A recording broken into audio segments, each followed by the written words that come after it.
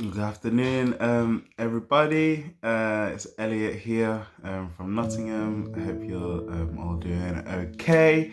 That you've had a good start to the week. And hey, it's Tuesday, so it's time for that Tuesday devotional. I was just looking back at some of our devotionals that we've been doing by some amazing people in the church, and I was crossing over Chris's devotional that he dropped. I think it was like the second week in when we started, and he was talking about relationships and how we've been asked to social distance, but it doesn't mean we need to do relational distancing.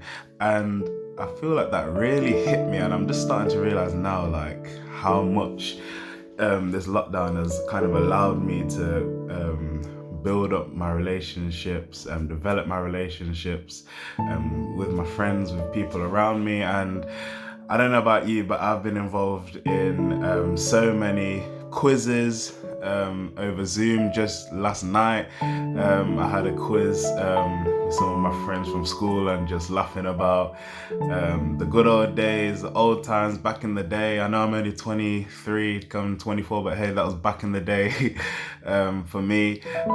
So that's one thing that I can say about lockdown is that yes, we've been asked to be in our homes and be safe and secure, but it's also allowed me to almost be more sociable than what I was before lockdown. So that's been a great blessing for me. I just wanted to talk to you for just a few minutes about the Bible, best book in the world, best-selling book in the world. Just wanted to chat to you a little bit about the Bible, and what I wanted to look at was a little bit in Luke, Luke chapter 6, verse 46 to 49.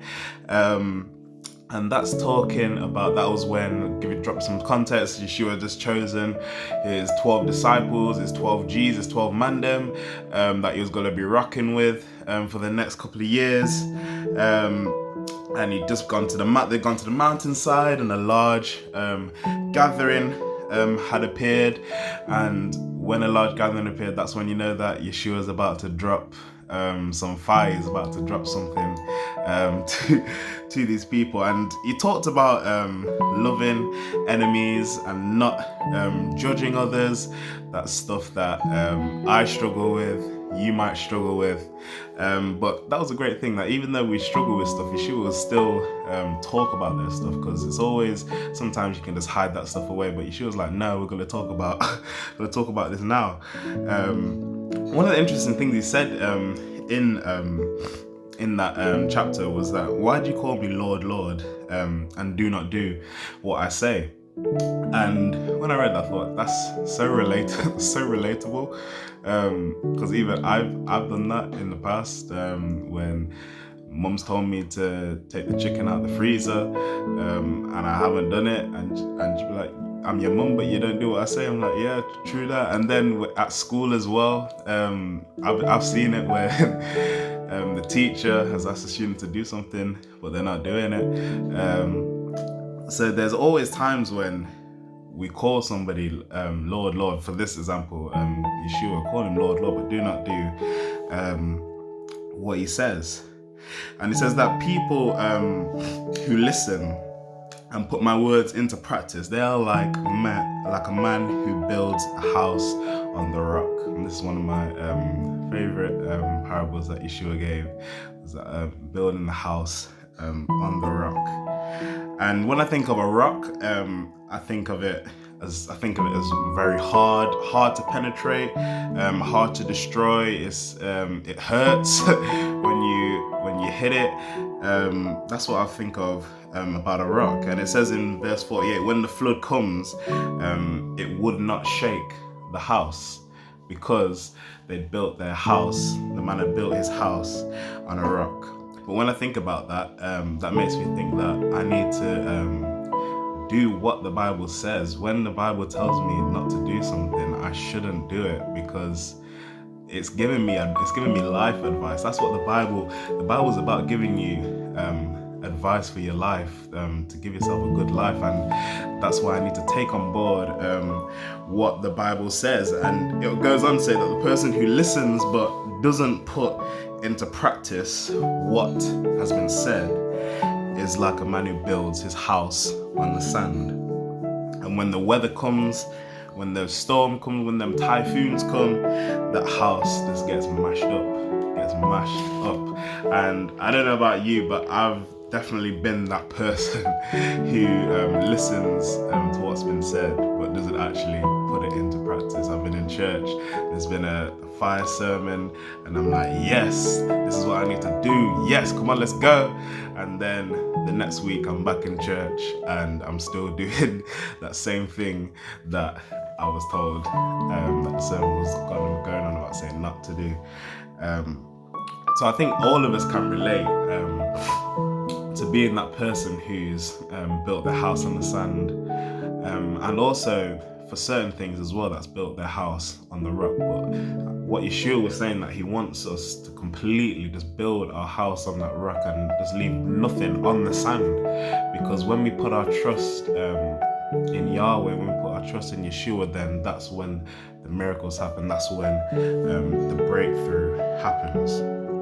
So my encouragement to you is it's time to build your faith on that rock. Build your faith in Yeshua, in Yahweh, so that when the storms come, and trust me, the storms will come. The storms are here in a sense. For some people, Yeshua and Yahweh are going to be there to be cheering us on, to just be there for us so that we don't feel alone. You know, the Bible says that in Deuteronomy, it says Yahweh will never leave us nor forsake us. So in the good times and in the bad times, Yahweh will always be there. So to build your faith on that rock, to build your house on that rock, that makes me think that I need to trust in Yahweh and trust what he's doing in my life and in this world. And you know, trust is such an important thing for us as a human race, and it's very hard to build up that trust for somebody. You know, I have a couple of friends where I tell one friend one thing and then tell another friend another thing that I don't want the other friend to know about, because I trust them in that, but I not necessarily trust them in the other thing. And that's what trust can do. It's very, very hard to trust someone. And I think the reason for that is because when you put your trust in someone, that opens you up and you become vulnerable to people. And sometimes people can abuse that vulnerability and abuse that trust that you've given them. But Yahweh is not the person to do that. He is definitely not the person to do that. In Proverbs chapter 3, 5-6, just says this: trust in Yahweh with all your heart and lean not on your own understanding. Now, that's something that I actually mentioned to some of the students at our school, is that, hey, all this stuff is going on in the world and it's kind of hard to put our trust in people, but hey, there's one person that we can trust in, and that is in Yahweh. He is just the creator of the earth. He's all-knowing, and we can put our trust in him. And the reason that we can put our trust in him is because he knows our past, he's in our present, and he's in our future. So why can't we trust him? And sometimes, I'm not gonna lie, sometimes I think, Yahweh, you're asking too much of me to put all my trust in you. How can I do that? But then when I think about all the stuff that Yahweh has done for me, all the stuff, the things that I've seen and the things that have been unseen that he's done for me, that's the least that I can do. The least I can do is put my trust in him. The fact that he's turned situations around in my life for good, that tells me that I need to trust him in all things. I need to put my trust in him. So how can we trust in him? We can trust his word by putting it into action, building our house on that rock.